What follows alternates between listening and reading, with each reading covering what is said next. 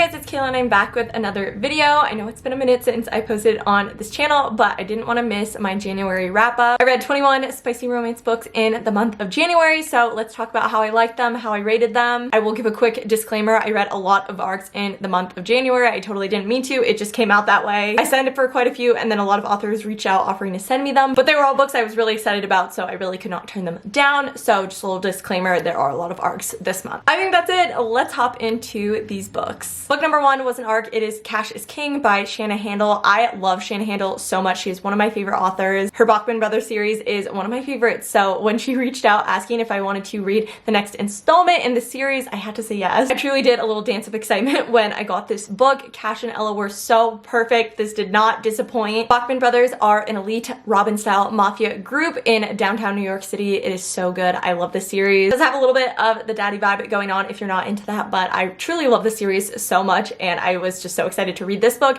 and I cannot wait for the next book in this series as well. Next we have Dark Russian Angel by Odette Stone. I had no idea she had a mafia series. I read her hockey books and I loved those, so I was really excited to hop into her mafia books. This one was really good. I was so drawn into the plot. I could not stop reading it. Andrusha, I think I'm saying that right, and Olivia have so much tension, so much chemistry. I love this book, and it led perfectly into book 2 of the series, which is Beautiful Russian Monster. I read this as an ARC too. This one focused on Victor, which is Andrusha's right-hand man, and I was really excited about his story because he definitely had a sweet side to him that was shown in book 1, so I was excited for his own book. He has to kidnap Blair to save his friends, and they go on a wild adventure around the world to save her grandfather. Again, lots of tension, lots of drama. I could not put this book down. It was so good. Number 4 was Heat Haven by Sarah Blue and Ashley Bennett. I saw so many people sharing this novella, so I had to dive in, and it did not disappoint. I'm not a huge Omegaverse person. I did really like Lola and the Millionaires, and this gave me really similar vibes to that book. It is a novella, so it was a little bit short. I could have read 1,000 more pages of this group of characters. They were so good. Emily and Griffin have an instant connection, elevator vibe scene going on. It was so good. She goes through her heat. Griffin is there to help her. You have to read the extended epilogue of this because that was so spicy as well. I'm really excited for book 2 in the series. It focuses on a different group of characters,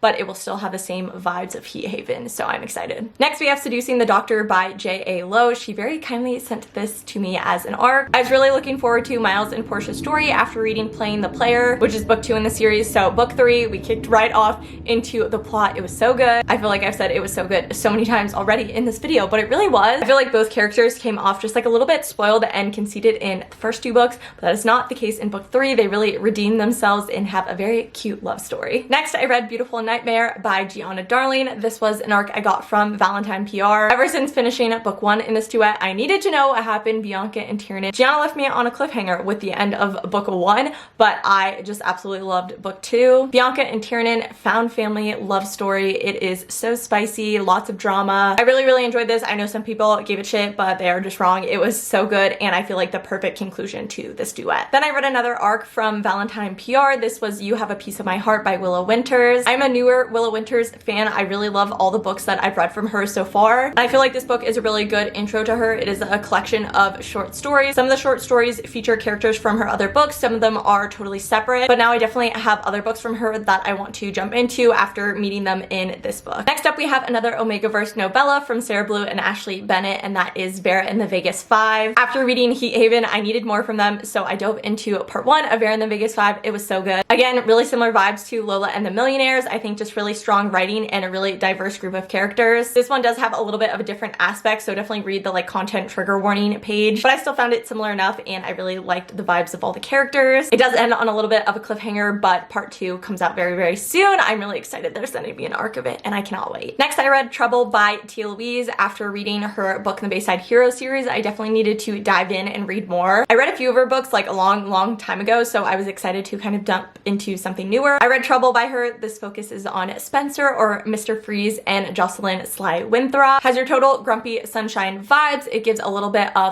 boss assistant vibes as well. Spencer has a lot of crap to work through, and Sly tries to help him and support him through that. This book was really sweet and pretty low intense on drama if you are looking for something like that. It really can't be a book wrap up without a Jessica Cain novella. I read Suddenly His, and this is your typical Jessica Cain novella, short, spicy, insta-love hero. I really enjoyed this one. Jack is watching Macy from afar, but when he has to hop in and save the day, their chemistry sparks off the charts. Another book that is less on the plot that, but heavy on the spice. Book number 12 was Twisted Hate by Anna Huang. I have been counting down the days for this book since I finished Twisted Games, and I was thrilled to get an arc from her. I'm actually on her arc team, so I'll be getting all her books early from now on, and I just am so excited about that. I was a little worried that I had hyped Twisted Hate up too much in my head, that I had like too much anticipation for it, but that was not the case at all. This book went above and beyond my expectations from Josh and Jules were so good. The enemies with benefits situation, so much banter. Josh Chen is a dirty talking king, and I just really loved their story. This is a hefty book, but it is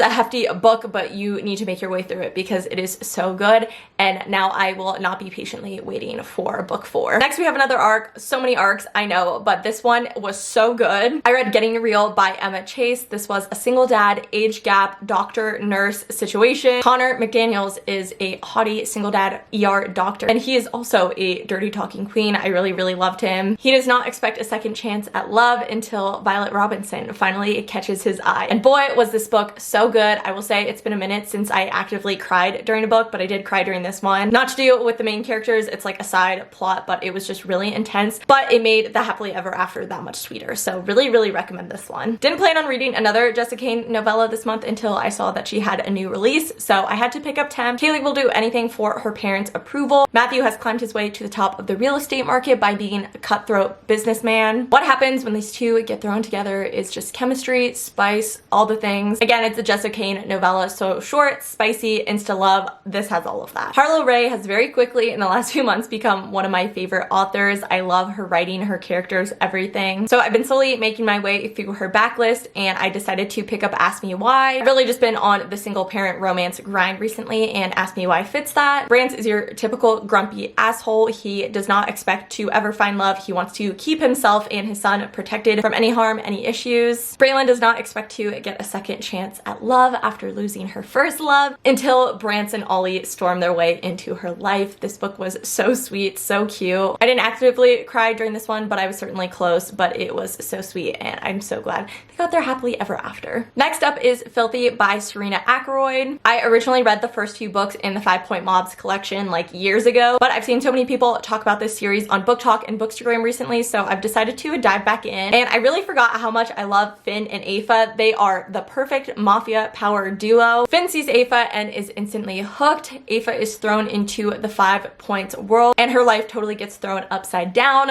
Will these two make it through the mafia world together? This is another hefty book, but it builds a lot of plot for the rest of the series from what I remember, and I'm certainly going to be diving into the rest of this series. I'm actually going to follow her reading order, which kind of blends a few series together, but we'll definitely be continuing on with Serena's books because I forgot how much I love this one. It's been a minute since I found a new hockey romance series, so I was really excited to dive into the Carolina Comet series by TEAGAN Hunter. First up, we have Puckshy. This is kind of your typical hidden identity hockey romance. Colin is trying to get his new NHL season back on track until he runs into Harper. He's supposed to stay away from women and distractions, but Harper has him hooked, and there's just lots of drama. This book is definitely a little bit of a slow burn, but once the spice hits, it hits. Colin really goes from 0 to 100 with the dirty talking, so I really enjoyed this one. That leads into book 2, which is Blind Pass, and this is your accidental marriage in Vegas. Marriage of convenience, grumpy sunshine trope. Aiden Rhodes is used to keeping his distance from everyone. He is thoroughly nicknamed the Beast. Ryan's life is a little bit of a hot mess, but she's determined to keep a positive smile on her face to everyone around her. They accidentally get married, decide to fake it till they make it, until all the feelings get a little bit too real. These two really melted my heart, and their spice and banter was off the charts, so I really, really recommend this one. My last novella of the month was Forbidden on the Slopes by Mimi Kinley. I've read a few of her novellas now, and they are short, spicy, and I really love all the characters she writes. Mila and Kale were no exception. This is a reverse age gap kind of forbidden romance situation, and you really just dive right into their story and the spice. This one is really short, like 50 pages, but I really enjoyed it. And for my last few reads of the month, I decided to finally jump into the Mason Family series by Adriana Locke. I've read a few of her series and I absolutely love them, so I'm not sure why I put off reading this series. Maybe I was just waiting for it to be done, but I shouldn't have done that because I absolutely love this series so far. I've read 2 books. The first is Restraint, and this focuses on Blair and Holt. Blair is the sister of the Gibson boys, which is a different series that Adriana wrote, and I was so excited to dive more into her character. You only see bits and pieces in the other series,